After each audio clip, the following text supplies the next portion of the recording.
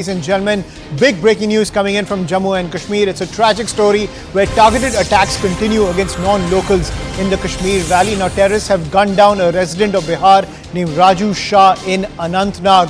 He has succumbed to his injuries. This is the second attack in 9 days in Jammu and Kashmir, ladies and gentlemen. Earlier on April 8th, terrorists shot and injured a non-local cab driver in Shopian district. Remember, Anantnag goes to the polls on the 19th of April as part of phase 1 of the elections. And this is the piece of news that's coming in. It's an age-old tactic of terrorists in the Kashmir Valley to spook the voters so that they don't come out. And in this tragic story that's coming in from Jammu and Kashmir, a migrant worker from Bihar, his name is Raju Shah, has been gunned down by terrorists. He succumbed to his injuries. To get more details from the ground, I'm joined by my colleague Ishan Wani on the broadcast. Ishan, over to you. What's the latest can you get for us when it comes to this gruesome crime coming in from Anantnag?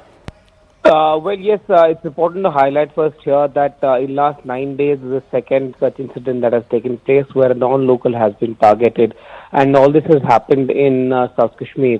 But we saw that around last week, we had an attack on a driver with which he sustained injuries, though he survived. But Shah was not that lucky. He had received critical bullet injuries. He was rushed to the hospital where a team of doctors looked at him, but he succumbed to his injuries, unfortunately.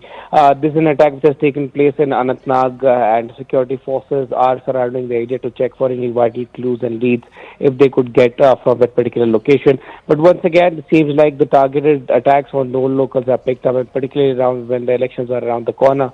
And, there's already an enhanced security that the forces are trying to ensure that they keep on the ground to keep the situation at bay. And also there was a meeting which was held last month before the Election Commission announced its dates for the polls in Jammu and Kashmir, where all the Deputy Commissioner and Senior Superintendent of Police of the districts gave their assessment about the security situation and the plans that they want to implement. The government's priority will be to save lives, particularly of those who can become easy targets for these outfits. There will be enhanced security, but one has to wait and see that what are the measures that the security forces can take to avoid such kind of attacks, because in 9 days, this is the second attack on any non-local in Kashmir Valley, and particularly when the poll season is around the corner and the first phase is on 19th.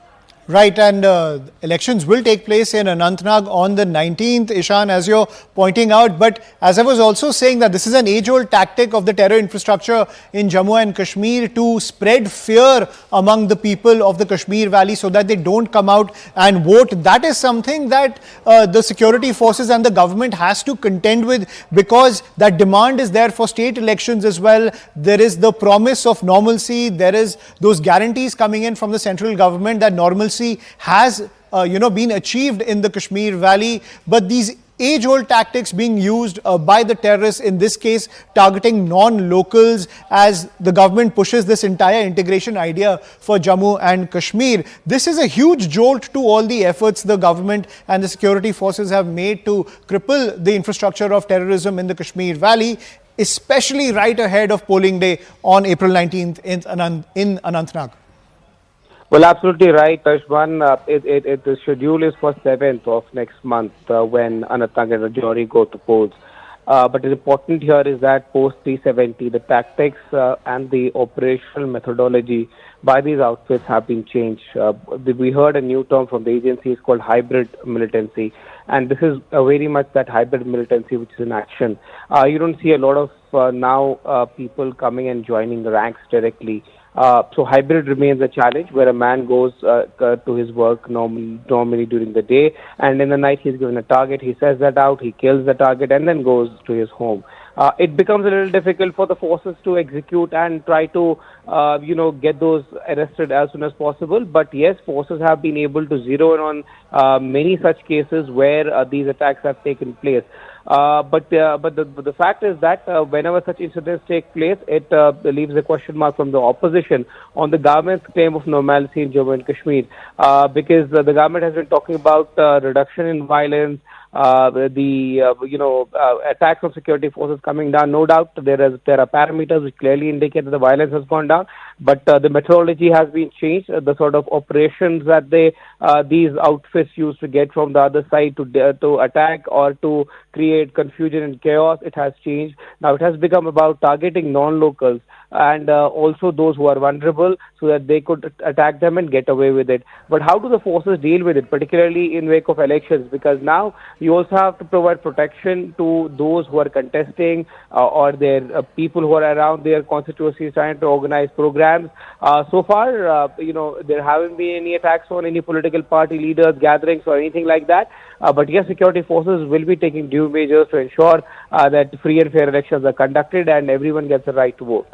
Right. Thank you, Ishan, for getting us that piece of breaking news that's coming in from Jammu and Kashmir. Remember, elections kick off, the first phase of polling kicks off on the 19th of April. And right ahead of that, this jolt that's coming into the Kashmir Valley, where right ahead of the elections, a migrant worker has been killed. Remember, the government has been banking on the fact that normalcy has been achieved in the Kashmir Valley, where terrorism is on its last leg. But as you can see over here, migrant workers continue to be in the line of fire when it comes to the terror infrastructure in Jammu and Kashmir. Thank you, Ishan, for getting us the latest. We'll continue to track all the developments coming in. But